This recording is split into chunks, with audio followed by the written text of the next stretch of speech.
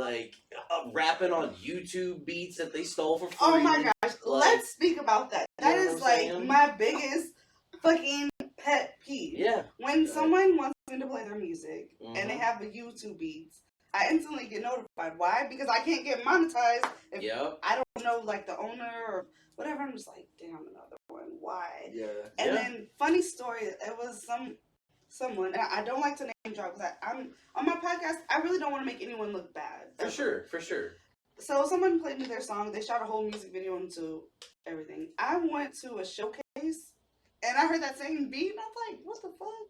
And then it's a whole nother rapper. I'm like, damn, another one. So why do people do that? Why are they taking these YouTube beats? They're trying to fake it till they make it with way too much fake. You know, if all your bars are about how you got all this money, you throw it at girls, or you got all this money from dealing or robbing and all this just crazy elaborate storytelling stuff, right? You're telling way too much story that's not your own story. You're just telling people what you think that they want you to hear instead of just being genuine, being yourself, telling your real scenario. If you broke it on the grind, rap about that. Right. You know what I'm saying? Don't rap like you're the baby with all this money you can just throw around at girls that you just pounding down, you know what I mean? Unless that's what you're really doing. Because it's going to show in one way or another.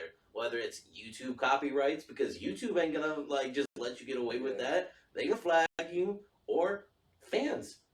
Yo, that's so-and-so's beat. What are you doing? This ain't your song. You just sound like you're freestyling over it. That just sounds like a moment, a very embarrassing moment. For sure. And I guarantee you, those are the type of people that they go home at night disappointed in themselves whenever it's the end of the night because they get their 15 seconds while they're on stage thinking people really like their shit, but no one remembers it. No one really resonates with it. No one hits them up after the fact and it's like, yo, that was really good. All your stuff is really good. You make those beats too, don't you? Yeah. No, they don't even ask them that question because they already know. You know what I mean? Everybody always asks him, oh my God, dude, bro, you totally play guitar and shit too. Like, they go through his Instagram and all that stuff before we archived everything. Bro, what? You play piano and stuff too? Dude, you really be singing? That's no auto-tune? Like, what the hell? Like, where you been hiding? Like, that was exactly what we've been going through the last couple months, is those exact same sort of sentences in every little different competition, circle, like, all kinds of things like that. Like, that's what I basically was doing. I was like, all right, bro. It's good to go. We kind of like, no mask, let's go. Like, let's rock this shit out. Like, I think a lot of people take the YouTube songs because it's just easy. Well, you know, and people want you got a network. You got a network because there's a billion producers out there. There is. Like, and shout out to the homie Hooligan. But that's what we're working heavy with. That lazy mentality is what I mean. Is that too? You know, it's like I get wanting to release and write music as fast as possible, right? You want so much content that you can sit on and say, okay, I'm gonna release this, and I'm gonna release this.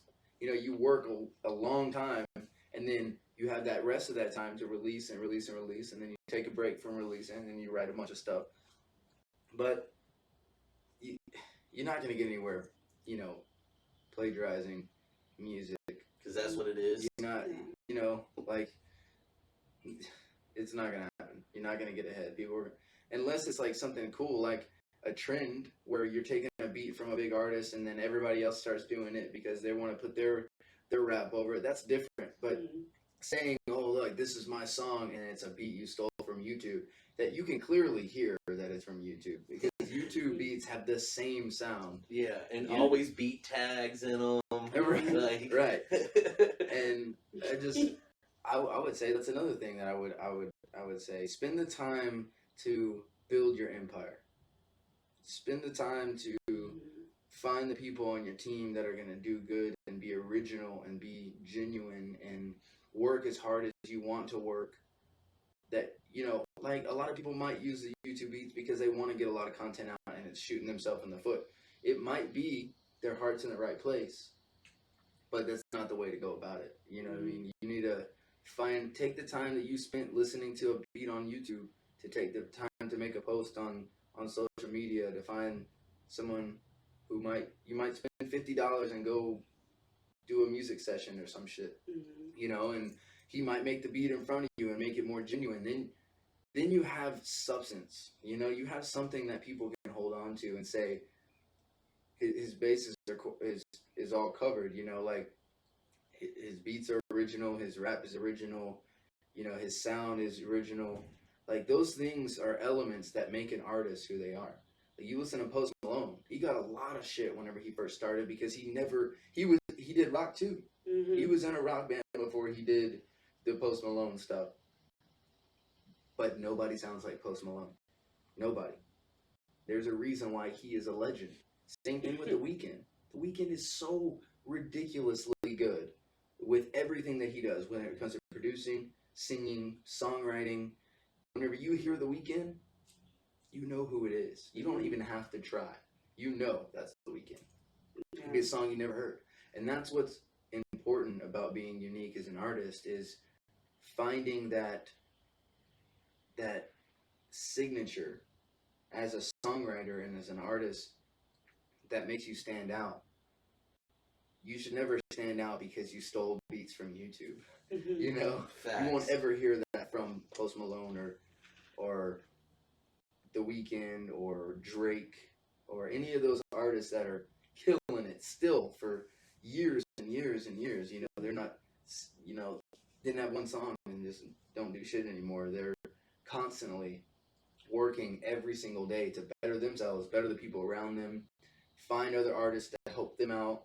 You know what I mean? Drake doesn't only do his own music, he writes for a lot of other people as well. Not to mention, music is just one avenue.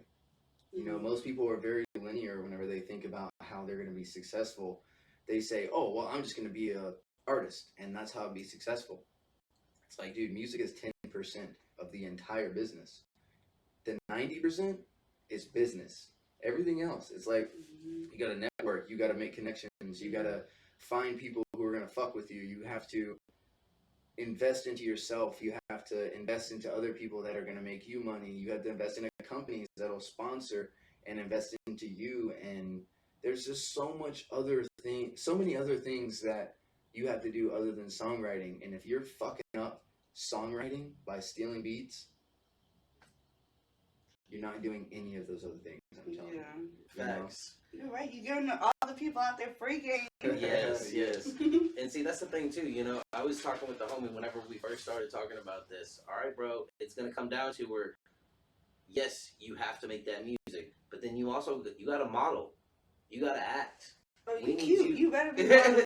well, I'll talk about in the sense, even just for the music. You know, we need you to take badass pictures for promo. We need you to run that online social media game up with them pics. You know what I'm saying? And then when it comes to the music videos, you got to give that full on passion. You got to give them those looks. You got to hit them with blue steel. You know what I'm saying? Like that's another thing too. If you're not sitting there in the mirror rehearsing things, if you're not sitting there trying new things like look wise to pose wise to even just like look at things on YouTube, you know what I'm saying? Like even like so to help people out with like the freebies and stuff, right?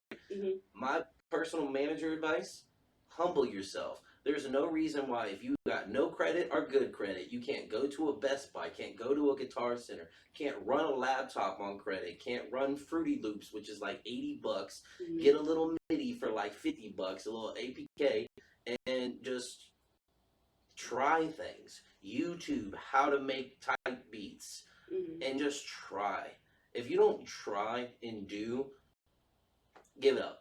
Give it up. Right. There's so much out there. The industry is so saturated that if you're not willing to try and expand yourself and do things outside of your normal realm, you're going to get left in the dust. It's that simple. You're going to get left in the dust. You're not as talented as you may think you are, because there's some 16-year-old kid with daddy's money who's been in the industry for 50 years and got all the connects that are right around the corner. You know what I'm saying? There's the best producers, best engineers, best songwriters. Never has to work for it. Yeah. You have to beat that. Look at Kid Leroy. Yeah. I mean, he look at Billy. He was mentored by Juice WRLD. Yeah. Kid Leroy is from Australia. Yeah. The kid just turned 18. Has a #1 hit with Bieber. Yeah. He has the best. He doesn't really write any of his songs. He's got songwriters. but you have to be better than that. That's what's out there. That's what's topping. You know what I mean? Mhm. Just look at Bieber just alone. He's the #1 listened artist in the world. The world. 7.8 billion people. Like, that's... And he's got music videos on YouTube with multiple billions. Yeah. That's what you have to compete with. Now, of course, there's ladders to that. You know, you gotta work harder than the guy in your town or in your crew or whatever. But that's ultimately the end goal. You know, all our artists, regardless of how humble they are, want to be successful in some kind of way. And unfortunately, as an artist in the world we live in, to be successful is to be or have a career that you can live with money. You know what I mean? And so, unfortunately, that is the end goal: is to be on top like how they are. And if you're not swimming with the sharks, then I don't know what you're doing. You know what I mean? I understand people that want to stay home and just write music and release that. That's cool. I do that. But that's not what I want for myself. I want to be able to reach globally and send a message out to people with my music to have them relate. You know, and I can't do that by setting my bar low. You know, I have such a high expectation for myself, and that's what keeps me going. It keeps me driven, and work ethic is everything. You know, you can't just say, this is what I'm going to do. You have to go out and do it. And if you're not, no one's going to do it for you. Yeah. Unless you're a 16-year-old kid that has daddy's money. You know what I mean? It's like, most artists don't. I don't. My dad has money, but I don't get any of it. I haven't talked to my dad in years. But you have to be out there and hustle. You have to grind. Mm-hmm. You know?